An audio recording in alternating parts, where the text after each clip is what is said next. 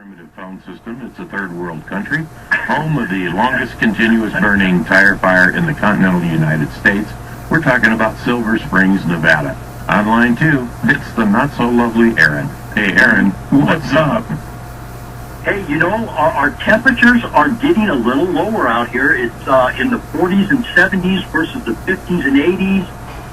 By Tuesday, they're predicting around 34, so we might get a little touch of freeze. If you still got tomatoes going on, you might want to cover them up.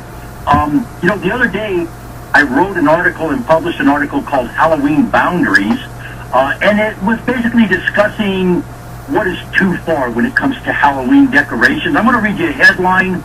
The body of a slain Ohio woman hanging from a fence was mistaken for a Halloween decoration. Ladies and gentlemen, it is illegal to use dead bodies, real dead bodies, for a Halloween decoration. Don't do it. It's not advisable at all. The lady committed suicide outside, and then they thought that it was Oh my.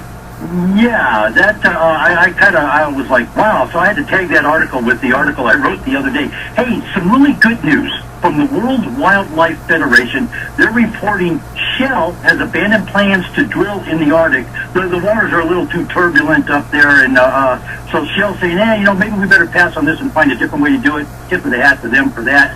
And also, they would like you to be your favorite animal for Halloween. But what I'd like to talk about with them right now, they have discovered a sneezing, these are all new animals, species of animals, a sneezing monkey, a walking fish, and a jewel-like snake. The walking fish is the one that caught my eye. It's a vibrant blue dwarf walking snakehead fish, and it can breathe atmospheric air and survive on land for up to 4 days. I believe Darwin called that evolution, and perhaps we're witnessing evolution in the process right now with this new animal they found. possibly. Over the last 6 years, they're averaging 34 species annually. And the reason I bring this up, we always hear about how about the rhinoceroses, the elephants, all the animals on the endangered species list. This is a little hope for humanity here. 133 plants, 39 invertebrates, 26 fish, 10 amphibians, a reptile, a bird, and of course, the sneezing monkey. They call it the sneezing monkey. It has an upturned nose and it catches rain when it rains, and it causes the monkey to sneeze. A pretty interesting critter there. Hey, are we part of Fox News? Are we? No. Lotus. No, okay, because I know they have a lion department over there, and I was just, going to clarify it. I don't think that we'd be part of the lion department, it's the fabricating department. I'm not real sure what's going on. I thought, thank you. I thought you were going to give me a lion slam. Yeah, most of Fox's made up stuff anyway, so, we have nothing to do with Fox. I see that guy, I kind of chuckled at that the other day. Hey, Colorado is generating about $1 million a week in tax revenue on this recreational marijuana and the medical marijuana issue. Something I think all of us here in Nevada need to acknowledge and look at. Of course, Nevada, they're out collecting signatures again, and in 2016, a measure to legalize marijuana is going to be on the ballot again. And when you start looking at Oregon, California, the states all around us starting to maybe it's time, and to me, this is Nevada evolving. I remember a time, if you got caught with a marijuana seed on the floor of your car, you would get 12 years in prison for it. So things have really come around and changed a little bit here in Nevada. We're not so much in the dark ages, if you will. No, you're right. And I'm not sure you remember this, the guy by the name of John Sinclair. He was with the Psychedelic Stooges back in Michigan. And he was a pro-marijuana person back in the 60s. Very, very, very bad time to be pro. And he came out with a bumper sticker. It said from the advertisement for camels, walk a mile for a camel, 6 years for a joint. And he went to jail for 6 years, and it's probably the most horrible pot in the world back then. You know what? I have a kind of twisted jurisprudence. A friend of mine back in 74 got arrested. He had two marijuana cigarettes, 2 joints, and he got into court and he told the judge This is good he shit. found God. He found God, is what he said. And the judge, I was there for his sentencing. He was a really good friend of mine. We were buddies all through high school and everything. And I'm in court for the sentencing, and the judge looks right at him, doesn't bat an eye. Mr. Stutes, I am really glad you have found God, because you are going to have a long time to talk to him. You're going to do 6 years running wild on each joint. He gave him 12 years for both those marijuana cigarettes. Oh my God! And wow. that is how our times have changed. Now you get a $100 and some odd fine or more for a marijuana cigarette. That is how times and the attitude of marijuana has changed in this country. And again, I honestly believe if more people understood the nuances of how marijuana became illegal, they would be really pissed off at our government for making it a Schedule I narcotic.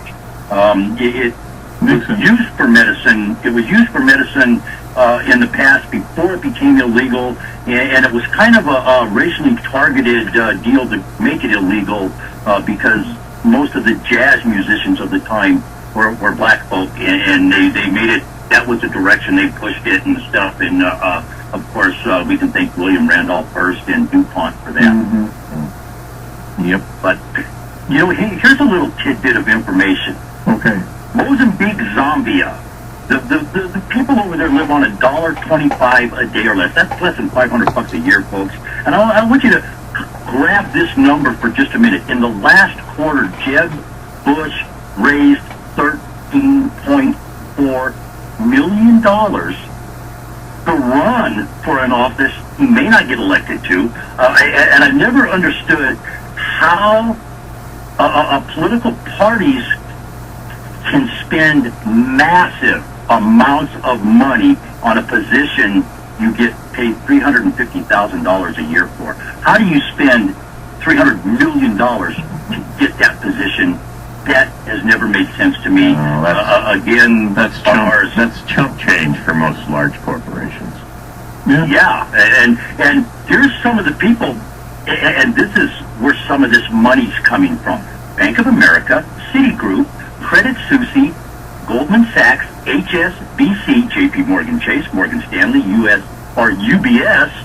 Those people have all donated money. Some billionaire named, he's a hedge fund manager, Leon Cooperman.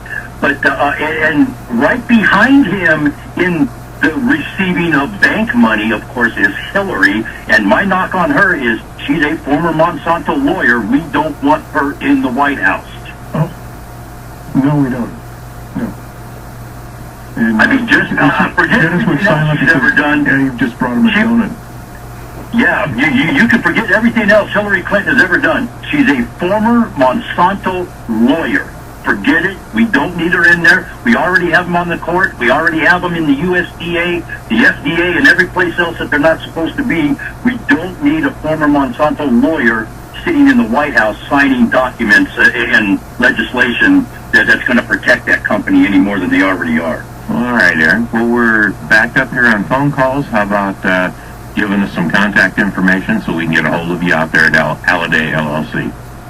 You bet you. 775-230-9915. We're putting all the eclectic art, or what people are calling industrial yard art pieces. We're liquidating those out this week also. www.Halliday LLC on the World Wide Web, folks. I will be talking about more events next week. We're going to put them up, and I'm going to have articles coming up on the website about Halloween stuff going on and various things where people can take the kids to the corn mazes and stuff like that. It's going to be a great weekend, ladies and gentlemen. Let's have a good time. Let's all be safe out there. Okay. All righty. Thank you, Aaron. That's Aaron from Silver Springs, Nevada. Let's go from the tire fire in Silver Springs to the windstorm in D. Gregory's car. On line one, a broadcast Hall of Famer, D. Gregory. Hey, D, what's up? Hey, how are you guys doing today? Doing good. What happened to the wind? Well, I guess it went away. I don't know.